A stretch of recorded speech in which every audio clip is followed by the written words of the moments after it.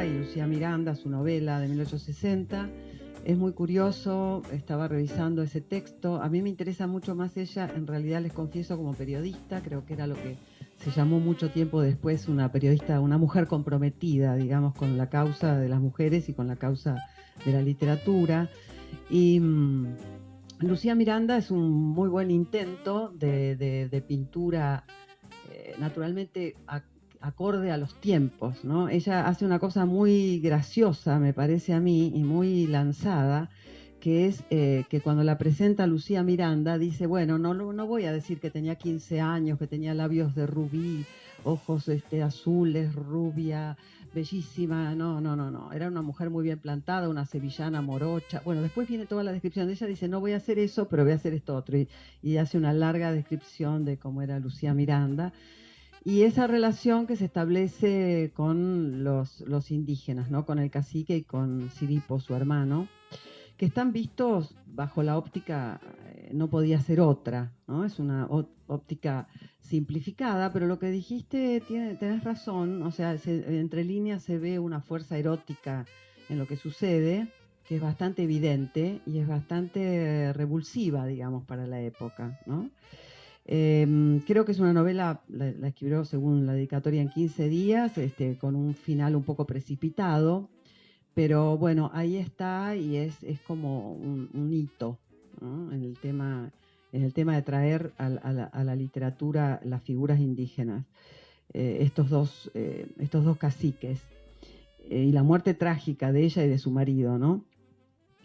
En cuanto a mí, bueno, recordamos a ella, pero digamos, ¿qué me toca a mí en este tema? Por dos lados. A mí me toca como ensayista o como mujer que me ha importado el tema indígena desde siempre, por razones personales. Mis abuelos vivían en Los Toldos, en un campo que estaba lindando con los indios de Coliqueo, eran vecinos, o sea que en mi infancia el mapuche que mi papá hablaba y la cuestión indígena, por supuesto, indios ya muy establecidos desde ya fines del siglo XIX, pero en el folclore familiar de mi casa está este tema instalado con muchísima naturalidad, por decirlo así, es decir, eran vecinos. Veíamos en mi infancia, venían a casa de mi abuela en Los Toldos gente de la tribu a traerle a mi abuela cosas, habían quedado con muy buenas relaciones desde el campo. Así que es un tema que para mí era muy natural. Cuando descubro la historia de Jamie Button, uno de los 4 yámanas llevados a Londres en 1830 por Fitzroy, con ese experimento tan decimonónico, ¿no? De llevar papagayos, monos y seres humanos a la metrópolis, muy típico de la época, me fascinó no para una novela, me fascinó la historia de Jamie Button, ese chico de 15 años, trasplantado, y empecé a interesarme por él y recorrer museos de acá, el antropológico, la Biblioteca Nacional, seguí sus pasos, me fui a Ushuaia, ya tenía después un borrador, después empecé a fascinarme con la idea de que ahí había una novela. Al mismo tiempo empezaba a descubrir que la historia indígena ingresa en nuestro país muy tarde en la historia oficial argentina. Mejor dicho, la historia oficial argentina lo consideró como una maqueta, más bien es la historia indígena que la gente de mi generación en la escuela aprendimos, ¿no? Eh, Así que en el caso de la Tierra del Fuego hubo una intención muy deliberada del revisionismo de la historia oficial, atravesado por una lectura que a mí siempre me fascinó, que es la de la microhistoria de Carlo Ginzburg, acerca de los que no tienen voz, o sea, los anónimos, no los grandes héroes de la historia, no los grandes generales ni los grandes navegantes, sino aquellos que no aparecen en la historia oficial. Ese es el caso de Jamie Button, que después se popularizó en la Tierra del Fuego, se fue conocido porque fue a Londres, lo trajeron, falló ese experimento de todas maneras y terminó de una manera trágica cuando los yámanas masacran 30 años después una tripulación completa de anglicanos en la isla Navarino. Hay un juicio en las Islas Malvinas.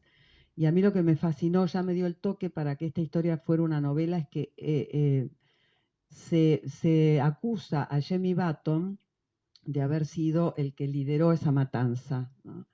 Eso crea una revuelta tremenda en el Times de Londres. Yo tengo todos los diarios acerca de la ingratitud de este indio al que se lo había educado a la inglesa y que pagaba 30 años después de esta manera.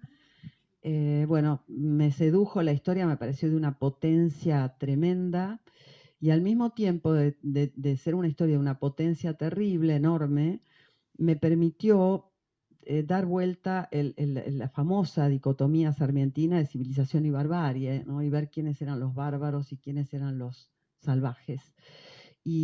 Pero esto me propuso una cuestión novelística bastante, digamos, desafiante, que era dar vuelta la mirada, porque la otredad americana siempre estuvo vista por el viajero blanco, ¿no? El europeo, como decían los indígenas, los hombres venidos del este, sin diferenciación de nacionalidad, por supuesto.